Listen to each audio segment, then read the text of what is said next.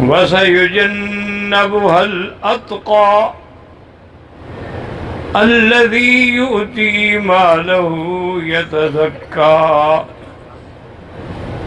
وَمَا لِأَحَدٍ عِندَهُ مِن نِّعْمَةٍ تُجْزَىٰ إِلَّا ابْتِغَاءَ وَجْهِ رَبِّهِ الْأَعْلَىٰ وَلَسَوْفَ يَرْضَىٰ. قال النبي صلى الله عليه وسلم لو كنت متخذا خليلا لاتخذت أبا بكر خليلا، أو كما قال النبي صلى الله عليه وسلم.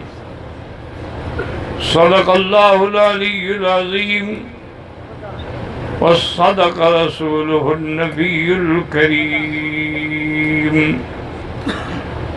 ونحن على ذلك لمن الشاهدين ومن الشاكرين، والحمد لله رب العالمين.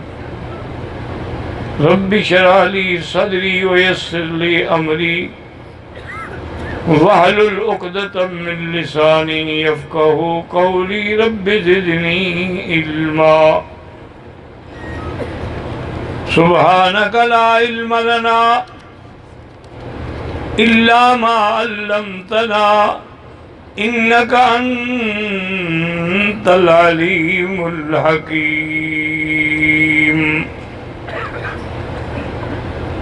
صدق الله العلي العظيم وصدق رسوله النبي الكريم، ونحن على ذلك لمن الشاهدين ومن الشاكرين، والحمد لله رب العالمين. رب اشرح لي صدري ويسر لي أمري واحلل عقدة من لساني يفقهوا قولي. سبحانك لا علم لنا إلا ما علمتنا إنك أنت العليم الحكيم. برادران اسلام، واجب الاحترام بزرگوں، دوستوں، بھائیوں، عزیز نوجوانوں، محترمہ مائیوں اور بہنوں، اللہ تبارک و تعالیٰ کے کلام مقدس میں سے چند آیات مبارکہ اور آقا انعام دار حبیب کبریا سیدنا محمد مصطفیٰ صلی اللہ علیہ وعلا آلہ واصحابہ وسلم تسلیما کثیرا کثیرا کہ فرامین مبارکہ میں سے ایک حدیث تلاوت کی ہے. دعا فرمائیں کہ اللہ تبارک و تعالی ایسا جس کو مال اہل صحت عافیت کاملہ دائمہ اور حق بات بیان کرنے کی توفیق عطا فرمائیں. آپ کو حق سننے سمجھنے کی، ہم سب کو حق پر مل کر عمل کرنے کی توفیق عطا فرمائیں. آج کے درس میں جو میں نے آیت تلاوت کی ہے، اس کا تعلق جو ہے وہ خلیفہ بلا فصل وزیر النبی المصطفیٰ سیدنا ابی بکر صدیق رضی اللہ تعالی عنہ سے ہے، کیونکہ حضور کے بعد تمام مخلوقات میں سب سے افضل جو ہیں وہ ابو بکر ہیں رضی اللہ تعالی عنہ وارضاہ. سیدنا ابی بکر جو ہیں، یاد رکھیں ان کا نام عبداللہ ہے، اور آپ کی کنیت جو ہے وہ ابی بکر ہے، اور آپ کا لقب جو ہے وہ صدیق بھی ہے اور عتیق بھی ہے. آپ کے والد جو ہیں ان کا نام عثمان ہے، اور ان کی کنیت ابی قحافہ ہے، اور آپ کی والدہ جو ہیں وہ سلمہ ام الخیر ہیں. قبیلہ بنو تیم سے آپ کا تعلق ہے، اور 8ویں پشت میں وہ مل جاتے ہیں حضور پاک صلی اللہ علیہ وسلم سے رضی اللہ تعالی عنہ وارضاہ. سیدنا ابو بکر صدیق رضی اللہ تعالی عنہ ابتدائی سے اللہ تبارک و تعالیٰ کے راستے میں خرچ کرنے والے تھے. اس لیے علماء نے لکھا ہے کہ کان جوادن تقیًا نقیًا انہ ينفق الاموال فی سبیل اللہ۔ سیدنا ابی بکر گورے اور سفید رنگ کے آدمی تھے، چھریرا بدن تھا، بڑے خوبصورت تھے، اور آپ داڑھی مبارک پہ ہمیشہ مہندی کا خطاب لگاتے تھے۔ سیدنا ابی بکر رضی اللہ تعالیٰ عنہ فرماتے ہیں کہ میں نے خواب دیکھا کہ چاند کے کئی ٹکڑے ہو گئے ہیں اور مختلف گھروں میں پھر سارے جمع ہو کے میرے پاس آ گئے۔ میں نے ایک راہب سے جو عیسائیت پر یقین رکھتا تھا اور ان کے مذہب کا ایک بہت بڑا یعنی عالم تھا، راہب تھا، اس کو جا کے خواب سنایا تو اس نے کہا کہ بھائی آپ کا خواب مبارک ہو، ایک نبی آنے والے ہیں جو خاتم الانبیاء ہوں گے اور آپ سب سے پہلے اسی پہ اسلام لائیں گے اور ان کے دین کو آپ دنیا میں پھیلانے کی کوشش کریں گے۔ کہتے ہیں میں سنتا رہا لیکن مجھے پتہ ہی نہیں تھا کہ کوئی نبی پیدا ہوں گے۔ پھر کہتے ہیں تجارت کے ذریعے سفر میں آپ کپڑے کے تاجر تھے، بہت بڑے تاجر تھے۔ فرماتے ہیں کہ میں تجارت کے سلسلے میں یمن گیا، وہاں ازدی عالم تھے بڑے مشہور، اتفاق سے وہ میرے سامنے آ گئے، مجھے کہا ٹھہرو۔ میں ٹھہر گیا، وہ کہنے لگے کہ انت من مکہ، تو مکے کے ہو؟ میں نے کہا ہاں بالکل۔ کہنا من قریش، قریش قبیلے کے ہو؟ میں نے کہا ہاں قریش سے۔ اور نے کہا اچھا تمہاری شاخ جو ہے وہ بنو تیم ہے؟ میں نے کہا ہاں بنو تیم ہے۔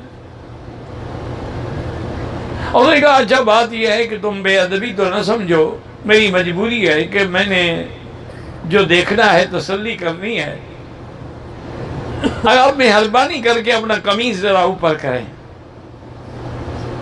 تو حضرت صدیق فرماتے ہیں کہ میں نے جب قمیص اوپر کیا تو میری ناف پہ اس نے ایک تل دیکھا، تو کہنے کا ہاں بالکل اب میری تصدیق ہو گئی، تم وہی ابو بکر ہو کہ اب نبی الخاتم کے آنے والا زمانہ ہے اور تم اس پر اسلام لاؤ گے سب سے پہلے، اور اس کے بعد تم خلیفہ بنو گے اس کے بلا فصل۔ کہتے ہیں میں نے سن لیا ہاں بھی ہوگا، ایسے ہوگا، لیکن مجھے کوئی سمجھ نہیں آ رہی تھی کہ یہ کیا مجھے بار بار خواب ایک نبی کے بارے میں آ رہے ہیں۔ اور حضرت ابی بکر رضی اللہ تعالی عنہ نے زمانے جاہلیت میں، حالانکہ اس وقت سرزمین عرب میں شراب اور شباب اور کباب اور زنا یہ تو فخر سمجھا جاتا تھا، یعنی لوگ مقابلہ کرتے تھے شراب پینے میں اور نعوذ باللہ زنا کرنے میں۔ لیکن ابو بکر جیسا خوبصورت آدمی لیکن جوانی میں کبھی آپ نے نہ شراب پی، نہ کبھی جوا کھیلا، نہ کبھی کسی گندی مجلس میں گئے۔ اسی زمانہ جاہلیت میں آپ نے کبھی آنکھ اٹھا کے کسی غیر محرم عورت کو نہیں دیکھا، ہمیشہ اپنی نظروں کو پاک رکھا، اپنے عمل کو بھی پاک رکھا۔ اور اسی طرح یہ تاریخ کی مستند شہادت ہے کہ لم یسجد صنما قط، ابو بکر نے کبھی بت کو سجدہ نہیں کیا، یعنی زمانے جاہلیت میں، اسلام لانے سے قبل۔ اور آپ کے والد جو تھے ابی قحافہ، نام ان کا عثمان تھا، کنیت ابی قحافہ تھی، تو وہ بڑے بت پرست تھے۔ تو ایک دن ابو بکر کہتے ہیں کہ مجھے ابا پکڑ کے لے گئے اپنے اس خاص کمرے میں جہاں انہوں نے اپنا خدا رکھا ہوا تھا، اور جا کے اس کی عبادت کرتے تھے، چڑھاوے چڑھاتے تھے، اس پہ پھولوں کے ہار ڈالتے تھے، خوشبو لگاتے تھے، پھر باہر نکل کر بڑی بڑی خیراتیں کرتے تھے۔ مجھے لے گئے اور مجھے مجبور کیا کہ ابو بکر چلو میرے کہنے پر تو ایک دفعہ میرے خدا کے آگے تو جھک کے دیکھو اور مانگ کے دیکھو۔ میں نے کہا اچھا اباجان ٹھیک ہے آپ جائیں، میں بھی چاہتا ہوں کہ آج تنہائی میں آپ کے خدا سے باتیں کروں۔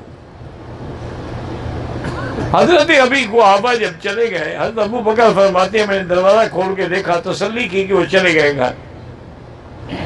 میں آیا اور میں نے اس بت سے کہا دیکھو بات سنو، مجھے پیاس بھی لگی ہے، بھوک بھی لگی ہے، تم خدا ہو تو مجھے کھانا کھلاؤ۔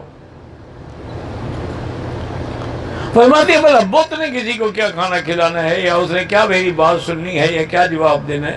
یہ تو جب اللہ ناراض ہوتا ہے تو عقل پہ پردے پڑ جاتے ہیں کہ بندے اپنے ہاتھ سے دیوتا بناتے ہیں، اپنے ہاتھ سے بت بناتے ہیں، پھر اسی کو سجدہ کرتے ہیں، وہ بھگوان بن جاتا ہے۔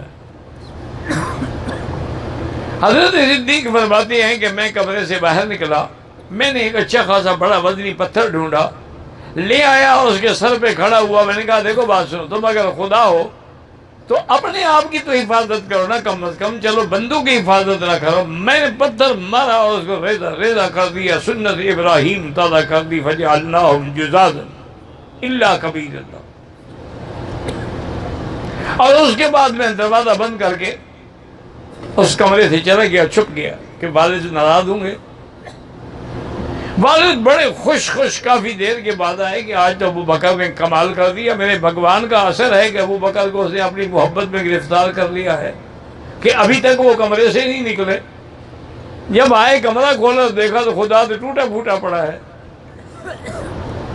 یعنی آدمی ایمان سے کہیں خدا کے حرم میں بیٹھے ہو، مسجد الحرام میں بیٹھے ہو، مولوی مکی مدنی کی بات کو چھوڑو، کیا تمہیں اللہ نے عقل نہیں دیا ہے کہ جو ٹوٹ پھوٹ جائیں وہ بھی حاجت روا اور مشکل کشا ہوتے ہیں؟ جن بتوں کو آدمی خود بنائے، میں نے خود ہانگ کانگ میں، قاضی طیب صاحب بھی میرے ساتھ تھے، تو جلسوں سے فارغ ہونے کے بعد میں نے کہا چلو آدمی یہ کوئی بازار شدار دکھاؤ یار، تھوڑی موڑی شاپنگ واپنگ کریں۔ تو میں نے اپنی آنکھوں سے دیکھا ہے کہ پلاسٹک کے خدا بنے ہوئے، بڑے بھی چھوٹے بھی درمیانے بھی، اور ان کی رسی ڈالی ہوئی ہے، خدا الٹے لٹکے ہوئے۔ جو خدا تم کو پسند ہو خرید لو، 10 روپے کا بھی ہے، 100 روپے کا بھی ہے، 1000 روپے کا بھی ہے۔ یعنی خدا بکتا ہے، مخلوق بیچتی ہے، اس کو رسی ڈال کے لپیٹ کے اور پھر اسی کو گھر میں سجا کے اس کے آگے ہاتھ باندھ کے اس کی پرارتھنا کرتی ہے، عبادت کرتی ہے۔ یہ ان کے روکوا نہیں، یہ اللہ کی ناراضگی کی علامت ہے۔ آپ نہیں دیکھتے کہ ہم اولیاء اللہ کو خود غسل دیتے ہیں، خود کفن دیتے ہیں، خود ان کی قبریں تیار کرتے ہیں، خود ان کو قبروں میں دفن کرتے ہیں، خود ان پر جنازے پڑھتے ہیں، خود ان پر مٹی ڈالتے ہیں۔ یعنی جب اوپر ان کی میت تھی تو ہماری محتاج تھی، جب 2 میٹر نیچے چلے گئے تو اب حاجت روا اور مشکل کشا بن گئے۔ ہم بھی تو انہی کو سجدے کر رہے ہیں، انہی کی پوجا کر رہے ہیں جن کو خود ہاتھوں سے دفن کیا ہے، جن کے جنازے ہم نے خود پڑھے ہیں، جن کے لیے ہم نے مغفرت کی دعائیں مانگی ہیں کہ اللہم اغفر لحینا ومیتنا وشاہدنا وغائبنا۔ اب ان کے آگے کھڑے ہوئے ہیں کہ یا عبد القادر جیلانی شیئن للہ، مدد کن از بحرکم آزاد کن۔ اسی طرح بگردہ بے بلا افتاد کشتی، مدد کن یا معین الدین چشتی۔ بھی خود تو معین الدین چشتی دفن ہے زمین میں۔ تو یہ اصل میں اللہ کی ناراضگی ہوتی۔ ابو قحافہ نے جب دیکھا کہ خدا تو ٹوٹا پھوٹا پڑا ہے اور غصے میں بھرے ہوئے گھر آئے اور پوچھا ان کی والدہ سے کہ این ابی بکر، ابی بکر کہاں ہے؟ انہوں نے کہا بات کیا ہے ابو کو اتنا غصہ کیوں؟ انہوں نے کہا کمال غصے کا، میرے خدا کو توڑ دیا۔ اب بندہ خدا کو توڑ دے، اب بھی عقل نہیں آئی کہ یہ خدا نہیں ہو سکتا جن کو بندہ توڑ دے۔ تو پتہ ہے کہ ابو بکر کی اماں نے کیا کہا؟ انہوں نے کہا کہ ابھی قحافہ والی بات سنو، ابو بکر سے کوئی بات نہ کہنا، نہ غصہ کرنا، نہ ناراض ہونا۔ ابو بکر میرے پیٹ میں تھا، میں حاملہ تھی 8 مہینے کی، تو میں مکے کی فلاں وادی سے گزر رہی تھی کہ آواز آئی کہ یا امۃ اللہ بالتحقیق ابشری بالولد العتیق لقبه فی السماء صدیق وَهُوَ لِلنَّبِيِّ صَاحِبٌ وَرَفِيقٌ۔ نے کہا میں نے آواز سنی کہ اے اللہ کی بندی، یہ پکی بات ہے کہ تیرے پیٹ میں جو بچہ ہے اس کا لقب آسمانوں میں صدیق ہے، اور ایک نبی آئیں گے، یہ ان کا ساتھی ہوگا، ان کا رفیق ہوگا، ان کا دوست ہوگا۔ تو آپ کی والدہ نے کہا ابھی قحافہ ان لابنی ھذا لشان، میرا یہ بیٹا شان والا بیٹا ہے، اس کو کبھی کوئی بات نہ کہنا۔ ابو قحافہ بھی ٹھنڈے ہو گئے کہ اچھا یہ آواز تم نے سنی؟ اس نے کہا ہاں بالکل یہ سنی۔ سیدنا ابی بکر میرے آقا کی سنیں، آقا فرماتی ہیں کہ میں نے جس پر بھی اسلام پیش کیا، لوگوں نے سوال کیے، جواب کیے، کوئی مطمئن ہوئے، کوئی مطمئن نہ ہوئے، الا ابا بکر، جب میں نے آپ کو اسلام کی دعوت دی تو بغیر کسی سوال کے کہا کہ اشہد ان لا الہ الا اللہ واشہد ان محمدا عبدہ ورسولہ، بغیر کسی تردد کے کلمہ پڑھ لیا۔ اور اول من خطب فی الاسلام ابی بکر، اسلام لانے کے بعد سب سے پہلے دین کی دعوت دینے والا ابی بکر ہے۔ اللہ کے کعبے میں کھڑے ہو کے قریش کو توحید کی دعوت دی۔ انہوں نے اتنا مارا کہ حضرت ابو بکر بے ہوش ہو کے گر گئے، آپ کے قبیلے والے کپڑے میں ڈال کے اٹھا کے گھر لے گئے، سارا دن بے ہوش رہے۔ شام کو ہوش آیا، آنکھیں کھولی، ماں بیٹھی ہے، باپ بیٹھا ہے، قبیلہ بیٹھا ہوا ہے، سب پریشان ہیں اور پوچھ رہے ہیں ابو بکر کیا حال ہے؟ اس نے کہا میرے حال کو چھوڑو، یہ بتاؤ کیف حبیبی رسول اللہ، اے تو صلی اللہ علیہ وسلم۔ انہوں نے کہا میں یہ چھوڑو، مجھے یہ بتاؤ کہ میرے حبیب کا کیا حال ہے؟ ماں نے بھی کہا بیٹا اسی کی وجہ سے تو تمہیں یہ مار پڑی ہے، اس کو چھوڑ دو، اب تم کچھ کھا لو پی لو۔ اس نے کہا واللہ لا اشرب ولا آکل حتی ارا وجہ حبیبی رسول اللہ،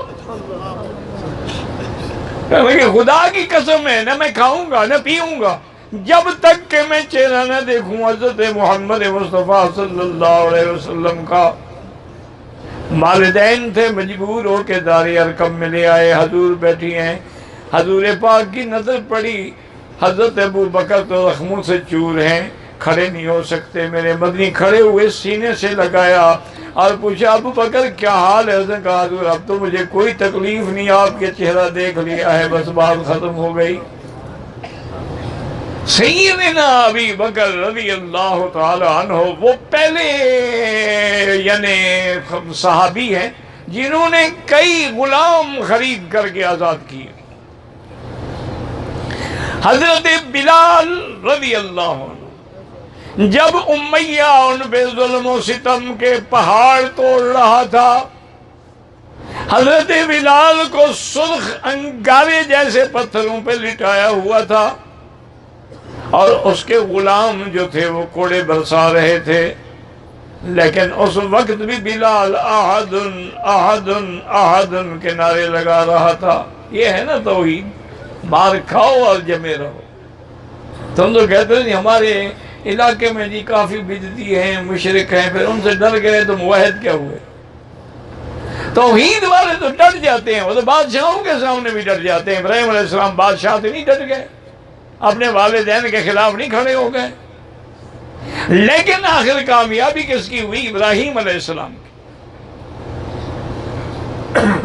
تو سیدنا ابو بکر صدیق سے ظلم برداشت نہ ہوا اور کہا امیہ بات سنو، تمہیں اگر یہ غلام اتنا ناپسند ہے تو مارنے کی کیا ضرورت ہے، اس کو بیچ دو۔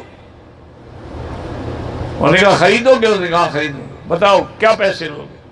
اس نے کہا تمہارے پاس فلاں ایک غلام ہے، گورا خوبصورت ہے اور بڑی، اس کے پاس 2000 درہم بھی ہے، اگر وہ غلام مجھے دے دو اور 40 اوقیہ یعنی 40 چھٹانک سونا بھی دے دو تو میں بلال کو بیچوں گا۔ حضرت ابو بکر نے فرمایا مجھے یہ سودا منظور ہے۔ گھر جا کے اس غلام کو لے آئے، وہ غلام بھی کافر تھا، اس کو امیہ کے سپرد کیا، 40 اوقیہ سونا بھی لیا اور حضرت بلال کو پکڑ کے اپنے ساتھ لے آئے۔ امیہ مسکرا رہا ہے، کہتے ہیں دیکھو ابو بکر تو بڑا تاجر تھا لیکن آج بڑے گھاٹے کا سودا کیا، دیکھو ایک کالے غلام کو لے کے جا رہا ہے۔ حضرت ابو بکر نے سن لیا، انہوں نے فرمایا امیہ سنو، یہ کالا غلام نہیں ہے، یہ تو اتنے بڑے مقام کا آدمی ہے کہ شہنشاہیتیں اس پہ قربان۔ حضرت بلال رضی اللہ تعالیٰ عنہ کو آپ نے خرید کر کے آزاد کر دیا اور پھر حضرت محمد مدنی کی خدمت میں دے دیا۔ اور حضرت کا جو لقب ہے صدیق وہ کیسے ہوا؟ کیونکہ جب معراج کے بعد میرے مدنی واپس آئے، کافروں نے جھٹلایا، ابو جہل نے آ کے ابو بکر سے کہا کہ ما قال صاحب کا، تیرے پاک دوست نبی نے کیا کہا ہے کہ میں آسمانوں پہ گیا تھا، تم یہ بات مانتے ہو؟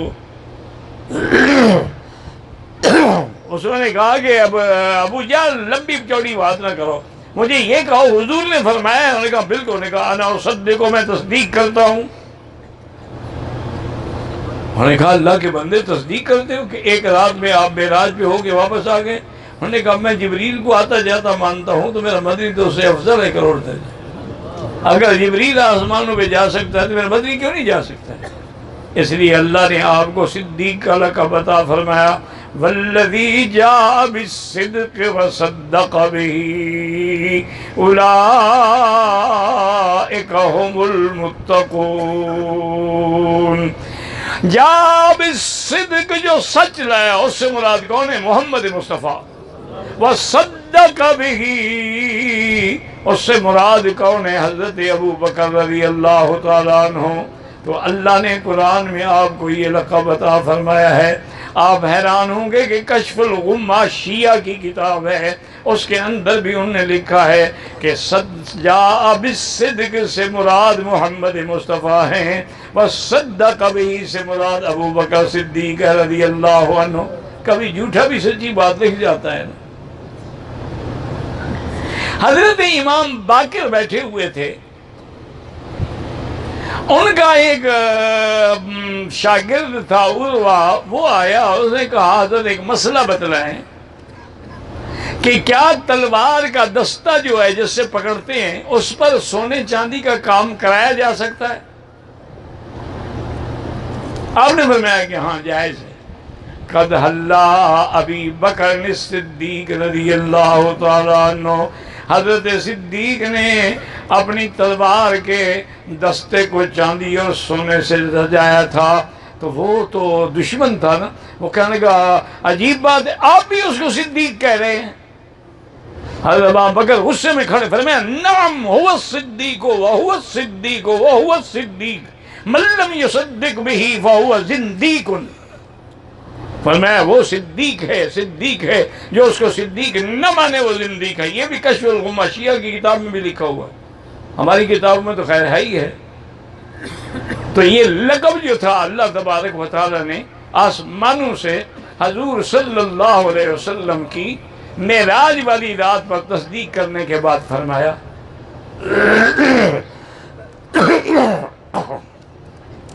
اسی طرح جب سیدہ خدیجہ فوت ہو گئی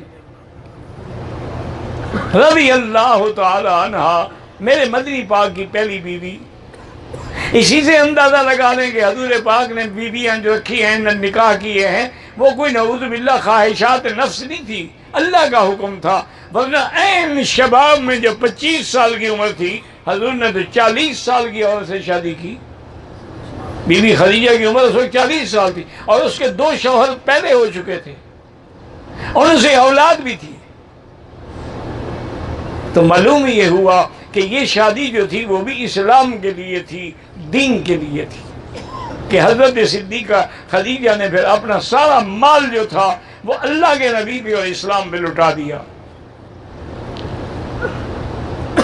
اب جب سیدہ خدیجہ فوت ہو گئیں، بی بی خولہ آئی حضور کی خدمت میں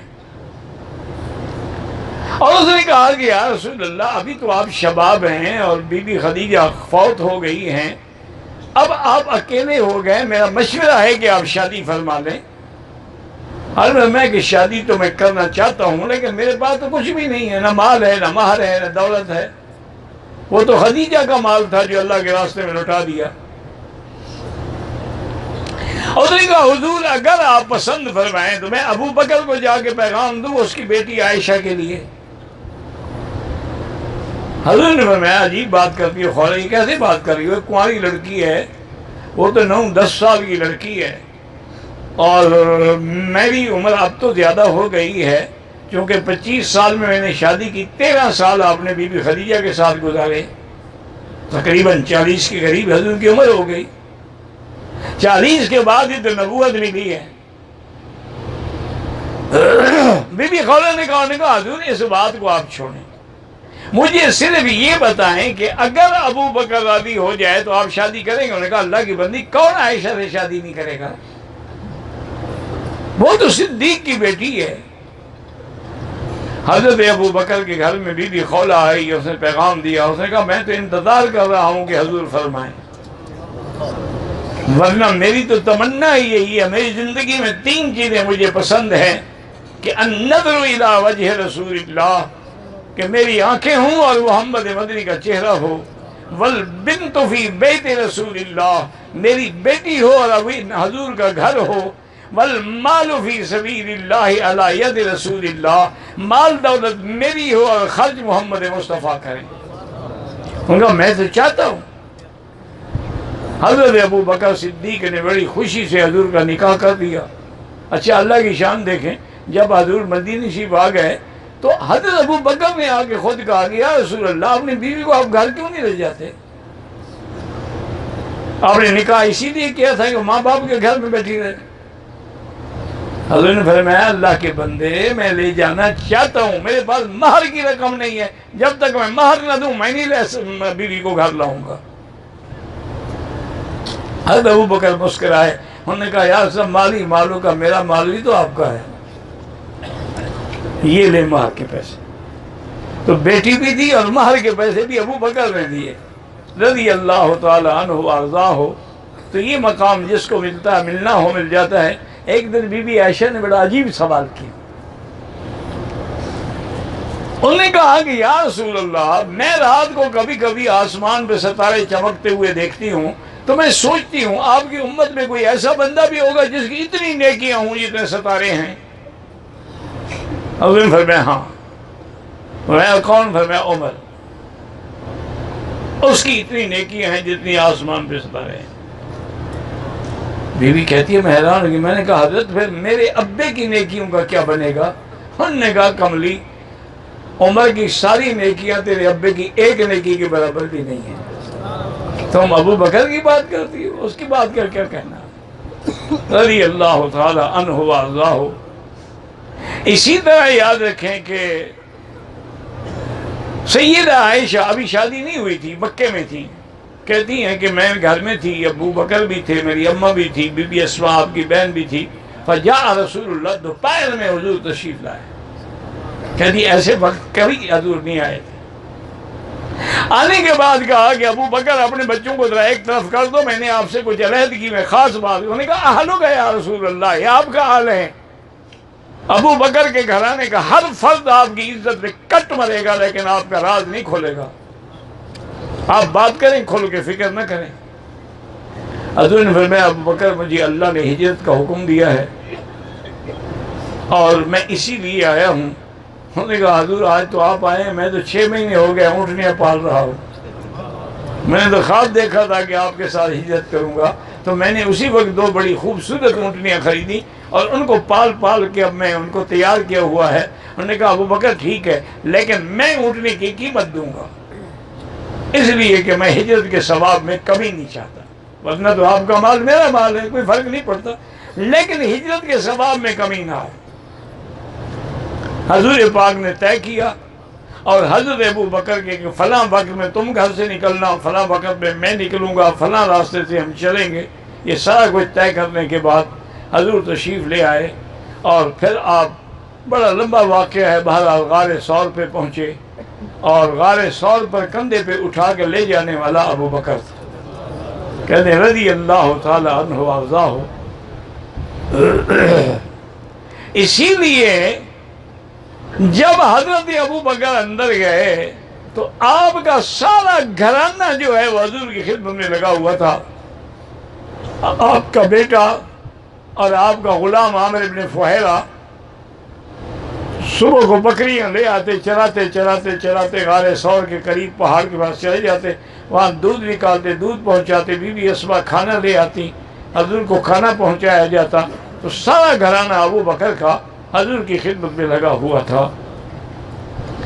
علماء نے بڑی ایک عجیب بات لکھی، انہوں نے کہا دنیا میں دو ہی تو راتیں ہیں، ایک ہجرت کی رات ہے، ایک معراج کی رات، لیکن دونوں میں فرق ہے. معراج کی رات جبریل حضور کے پاس آئے، ہجرت کی رات محمد مصطفیٰ ابو بکر کے پاس گئے. معراج کی رات جبریل نے سدرۃ المنتہا پہ ساتھ چھوڑ دیا، ابو بکر نے قبر تک بھی ساتھ نہیں چھوڑا. انہوں نے کہا دونوں راتوں میں موازنہ کریں کہ کس کا مقام زیادہ بلند ہے.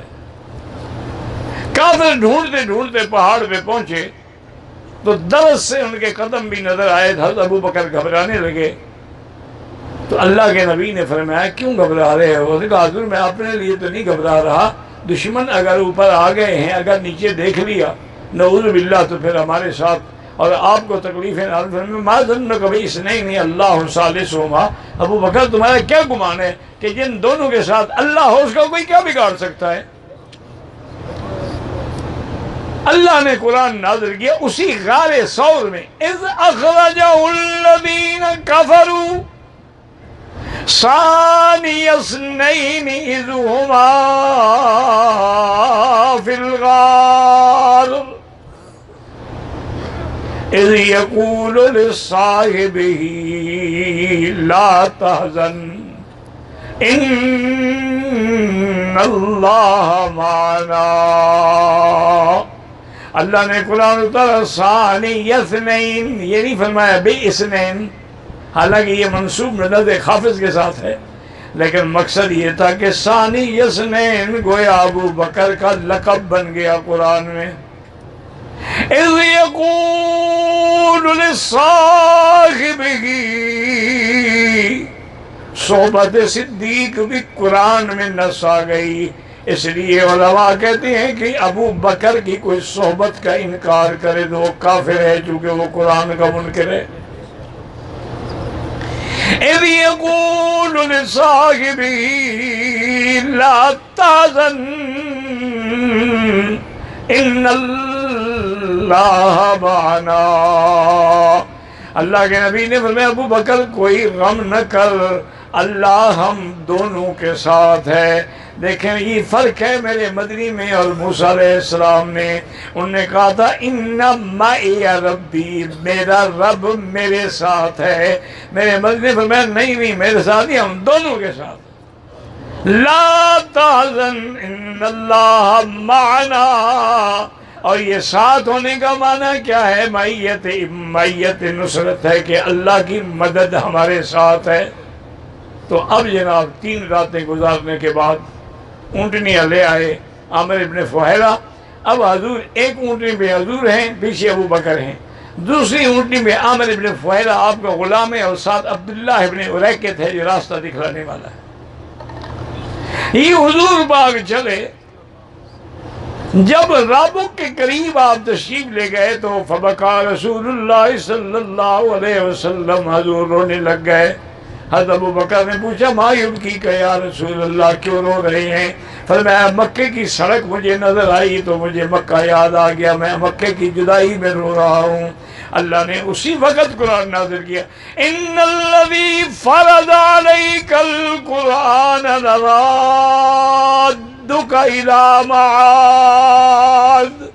محمد مدنی، جس رب نے تجھ پہ قرآن اتارا ہے اس کا وعدہ ہے کہ تمہیں پھر مکے میں ہم شان سے لائیں گے، آپ غم نہ کریں. اور یہ واقعہ بھی وہی پیش آیا کہ جا رہے تھے کہ سراقہ بن مالک آپ کو پکڑنے کے لیے آیا. جب قریب آیا تو اس کے گھوڑے کے پاؤں زمین میں دھنس گئے. اس نے پکارا کہ مہربانی کریں مجھے معافی دے دیں، میں آپ کو اب نہیں پکڑوں گا. تو وہ قریب آیا اور حضور پاک سے کہا حضور میں واقعی آپ کو پکڑنے کے لیے آیا تھا، لیکن مجھے یقین ہو گیا آپ اللہ کے سچے نبی ہیں، مکے والے آپ کو کچھ نہیں بگاڑ سکتے ہیں. حضور نے فرمایا اچھا سراقہ دیکھو بات سنو، اور اس نے کہا کہ حضور میں یہ بھی وعدہ کرتا ہوں کہ صرف میں نہیں، اس راستے میں کوئی بھی آپ کے پیچھے آئے گا میں سب کو پیچھے واپس کر دوں گا۔ 200 اونٹ رکھے تھے کفار نے پکڑنے کے لیے۔ حضور نے فرمایا سراقہ میں بھی تمہیں خوشخبری دیتا ہوں، ایک وقت ہوگا کسرا بادشاہ کے کنگن ہوں گے اور تیرے ہاتھ میں۔ سراقہ کہتے ہیں بڑا حیران ہوا کہ جو آدمی اپنی جان بچانے کے لیے مکے سے ہجرت کرے، مجھے کسرا کی بادشاہی فتح ہونے کی خبر دے رہے ہیں، کہ انہوں نے کہا ٹھیک ہے جی۔